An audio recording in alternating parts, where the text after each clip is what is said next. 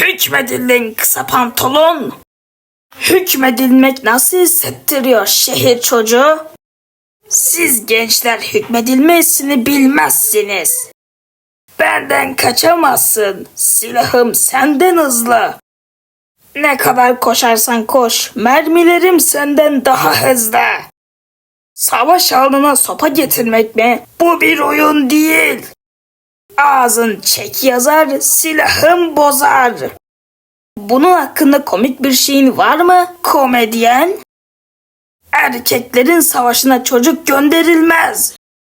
Ölmek için acele ettin evlat.